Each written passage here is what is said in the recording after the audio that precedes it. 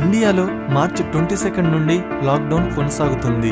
మొదట్లో ఏప్రిల్ 14 వరకు లాక్డౌన్ అన్నారు. ఆ తర్వాత దాన్ని మే 3 వరకు ఎక్స్టెండ్ చేశారు. అంటే లాక్డౌన్ అనేది టోటల్ గా 43 డేస్ ఉండబోతుంది. ప్రపంచంలో ఇదే అతిపెద్ద లాక్డౌన్. ఎందుకంటే దీని ఎఫెక్ట్ దేశంలో ఉన్న 138 కోట్ల ప్రజల మీద పడింది. ఈ లాక్డౌన్ వల్ల దేశానికి జరిగే నష్టం ఎంత? ఈ నష్టాన్ని రాష్ట్ర మరియు కేంద్ర ప్రభుత్వాలు ఎలా డీల్ చేయబోతున్నాయి? గతంలో ఇలాంటి సిచ్యువేషన్స్ వచ్చినప్పుడు ఎలా డీల్ చేశారు? హెలికాప్టర్ మనీ అంటే ఏంటి? క్వాంటిటేటివ్ ఈజింగ్ అంటే ఏంటి? అనే విషయాల గురించి చెప్పబోతున్నాను. Let's begin our episode. ఈ లాక్డౌన్ వల్ల దేశ ప్రజలకి రోజుకి 38,000 కోట్ల రూపాయల నష్టం వస్తుంది.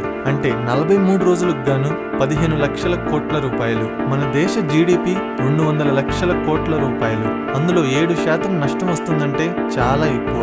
మే 3 తర్వాత లాక్డౌన్ తీసివేసినా కూడా వెంటనే ఈ నష్టం మొత్తం తగ్గిపోతుందన్న గ్యారెంటీ లేదు. ఎప్పటిలాగే ప్రజల ఇన్కమ్ రిస్టోర్ అవ్వడానికి 2 నుంచి 3 నెలలు పడుతుంది. కొన్ని సెక్టర్స్ లో 6 నెలలు కూడా పడుతుంది. ఈ లాక్డౌన్ వల్ల ఎఫెక్ట్ అయిన కేటగిరీస్ ని లైన్ గా చూద్దాము. First category daily wage labourers. ఇండియాలో 12 కోట్ల మంది రోజువారీ కూలి పని చేసుకునే వాళ్ళు ఉన్నారు. అంటే కన్స్ట్రక్షన్ వర్క్ చేసే వాళ్ళు, ఇంట్లో పని చేసే వాళ్ళు, బరువులు మోసేవాళ్ళు, పొలంలో పనిచేసే వాళ్ళు లాంటి వాళ్ళు. వీళ్ళు రోజుకి యావరేజ్ గా 300 రూపాయలు సంపాదిస్తారు. సో ఈ 43 రోజుల లాక్డౌన్ వల్ల రోజువారీ కూలీలు చాలా డబ్బులు నష్టపోవాల్సి వస్తుంది. లాక్డౌన్ అయిపోయిన తర్వాత వెంటనే వీళ్ళందరికీ పని దొరుకుతుందన్న గ్యారెంటీ లేదు.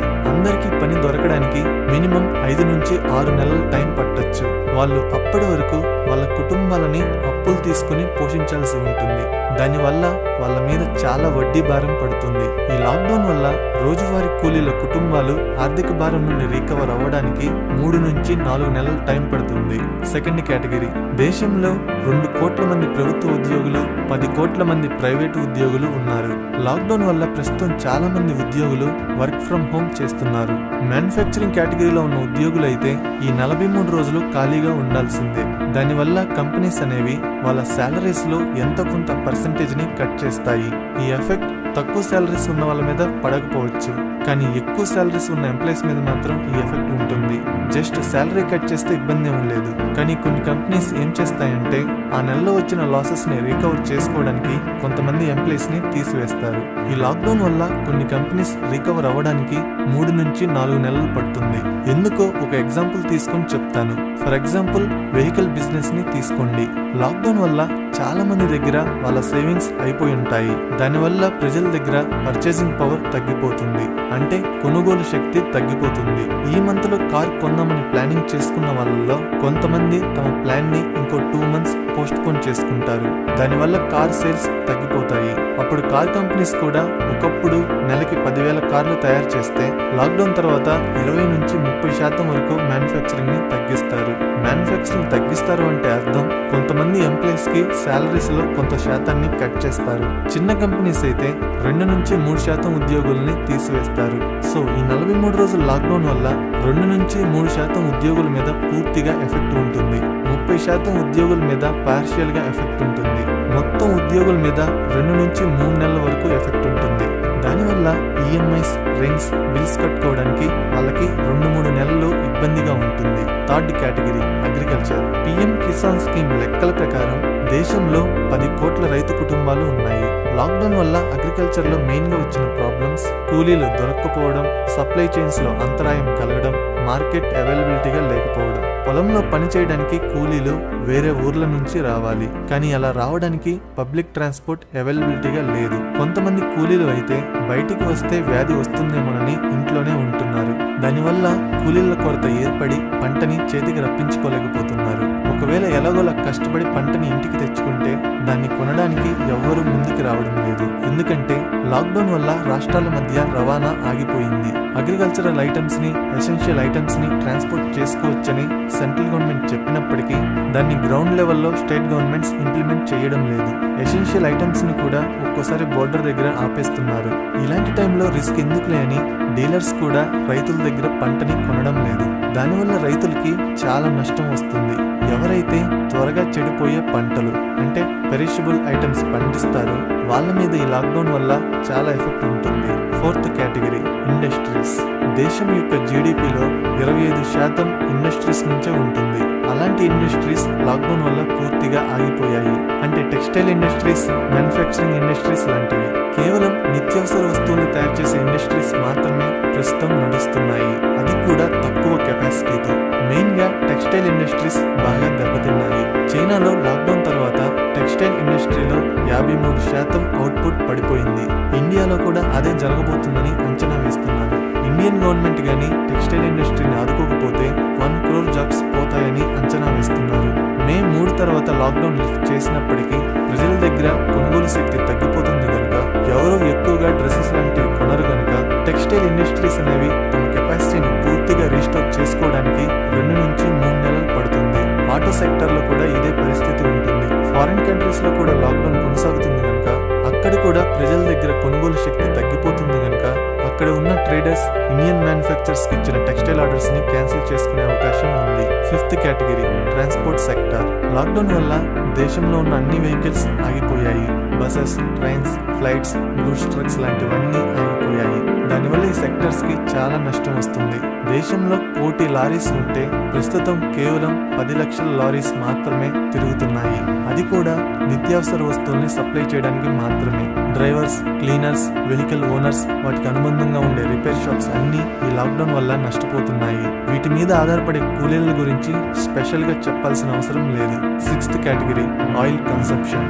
లాక్డౌన్ వల్ల దేశంలో 70% ఇంధన వినియోగం తగ్గిపోయింది. జనవరిలో ఒక బ్యారెల్ క్రూడ్ ఆయిల్ ధర $60 ఉండేది.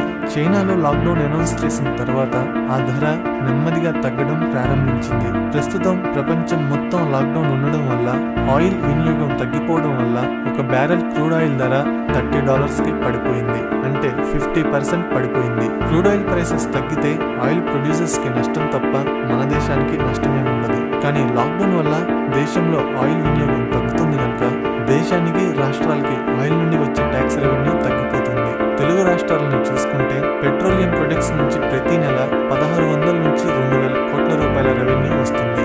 ఇప్పుడు లాక్డౌన్ వల్ల 70% అంటే 1200 నుంచి 1500 కోట్ల రూపాయలు నష్టపోవాల్సి వస్తుంది. 7th category real estate. Lockdown వల్ల కన్స్ట్రక్షన్ సెక్టర్ పూర్తిగా ఆగిపోయింది. రియల్ ఎస్టేట్ బిజినెస్ లో లాక్డౌన్ వల్ల 1,00,000 కోట్ల రూపాయల వరకు నష్టం వస్తుందని అంచనా వేస్తున్నారు. ఇలా చెప్పుకుంటూ పోతే ఇంకా చాలా ఉన్నాయి. ఇప్పుడు ఈ నష్టాన్ని ప్రభుత్వం ఎలా ఎదుర్కోబోతుందో చూడాలి. దేశ ఆర్థిక వ్యవస్థని తిరిగి గాడిలో పెట్టడానికి ప్రభుత్వం కొన్ని ఆలోచనలు చేస్తుంది. వాటిలో మొదటిది లాక్డౌన్ ని దశల వారీగా తీసివేయడం. ప్రజల బ్యాంక్ అకౌంట్స్ లోకి ఫ్రీగా డబ్బులు సెండ్ చేయడం. లాక్డౌన్ తీసేస్తే ఆటోమేటిక్ గా ప్రజలు ఎవరి పనులు వాళ్ళు చేసుకుంటారు గనుక, డబ్బులు సంపాదించుకుంటారు గనుక, ఆ డబ్బులతో వస్తువులు కొనుక్కుంటారు గనుక అప్పుడు ఇండస్ట్రీస్ అన్ని ఫుల్ కెపాసిటీతో వర్క్ చేస్తాయి గనుక ఫస్ట్ సొల్యూషన్ బాగానే ఉంది. అయితే రెండవ సొల్యూషన్ అయిన డైరెక్ట్ బ్యాంక్ ట్రాన్స్ఫర్ వల్ల ఉపయోగం ఏంటి? ఫర్ ఎగ్జాంపుల్, ఒక కూలీని తీసుకోండి. అతని దగ్గర ప్రస్తుతం ₹1 కూడా లేదు. అతను డబ్బులు సంపాదించుకోవాలి అంటే పక్క ఊరికి వెళ్ళి పని చేసుకోవాలి. పక్క ఊరికి వెళ్ళాలి అంటే ఏదైనా బస్ ఎక్కి వెళ్ళాలి. ఇప్పుడు బస్ టికెట్ కొనుక్కోవడానికి అతని దగ్గర ₹1 కూడా లేదు కనుక బస్ ఎలా ఎక్కగలుగుతాడు? ఎక్కలేడు. ఎవరైనా డబ్బులు ఇస్తే తప్ప అతను బస్ ఎక్కి వేరే ఊరికి వెళ్ళి పని చేసుకుని డబ్బులు సంపాదించుకోలేడు. అలాంటి టైంలో గానీ గవర్నమెంట్ అతనికి ఫ్రీగా డబ్బులు ఇస్తే అప్పుడు అతను బస్ ఎక్కి వేరే ఊరు వెళ్ళి తన పని తాను చేసుకుని డబ్బులు సంపాదించుకుంటాడు. అలాగే అతని నుండి బస్ డ్రైవర్ కి, కండక్టర్ కి టికెట్ రూపంలో డబ్బులు వస్తాయి గనుక ఆ డబ్బులతో వాళ్ళు తమ కుటుంబాలను పోషించుకుంటారు. ఈ విధంగా చైన్ స్టార్ట్ అవుతుంది. ప్రస్తుతం కూడా గవర్నమెంట్ అదే చేయాలనుకుంటుంది. ఇప్పుడు అందరి దగ్గర సేవింగ్స్ అయిపోయాయి. ప్రజలు తమ పనులు స్టార్ట్ చేసుకోవడానికి ఇనిషియల్ గా కొంత డబ్బు కావాలి కనుక ఆ డబ్బుని గవర్నమెంట్ డైరెక్ట్ గా మీ బ్యాంక్ అకౌంట్స్ కి ట్రాన్స్ఫర్ చేయాలనుకుంటుంది. అంటే ఆర్థిక వ్యవస్థకి ఇనిషియల్ పికప్ ఇవ్వాలనుకుంటుంది. అయితే ఈ డబ్బులు గవర్నమెంట్ కి ఎలా వస్తాయి? ఆల్రెడీ గవర్నమెంట్ దగ్గర కూడా డబ్బులు లేవు. ఎందుకంటే ఫర్ సపోజ్ మీరు ఒక కంపెనీ ఓనర్ అనుకోండి. మీ కంపెనీలో ఉండే ఉద్యోగులు రోజు పని చేయడం వల్ల మీ కంపెనీకి ఆదాయం వస్తుంది. ఆ ఆదాయంతోనే మీరు వాళ్ళ శాలరీస్ ని పే చేస్తున్నారు. ఫర్ సపోజ్ నెల రోజులు మీ కంపెనీలోని ఉద్యోగులు పని చేయలేదు. దానివల్ల కంపెనీకి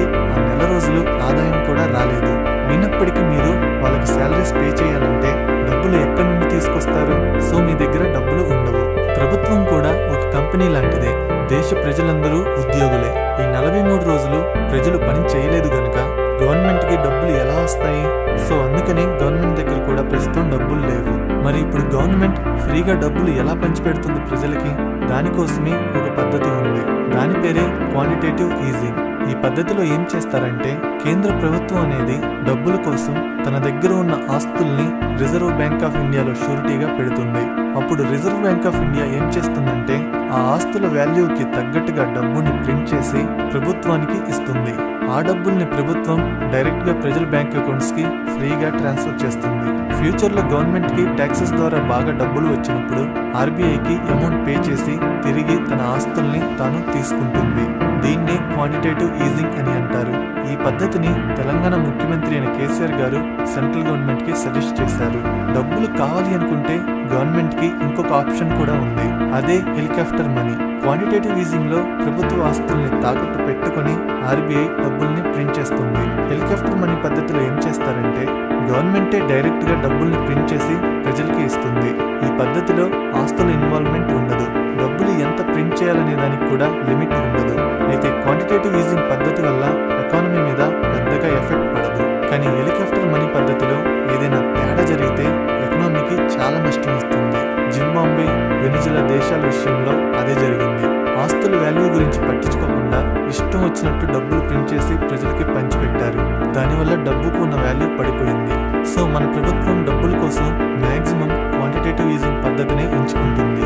నా ఎక్స్ప్లెనేషన్ నచ్చితే వీడియోని లైక్ చేసి షేర్ చేయండి. ఇలాంటి ఇంట్రెస్టింగ్ వీడియోస్ కోసం ఛానల్ని సబ్స్క్రైబ్ చేయండి. వీడియో పెట్టగానే నోటిఫికేషన్ రావాలంటే సబ్స్క్రైబ్ చేయగానే పక్కనే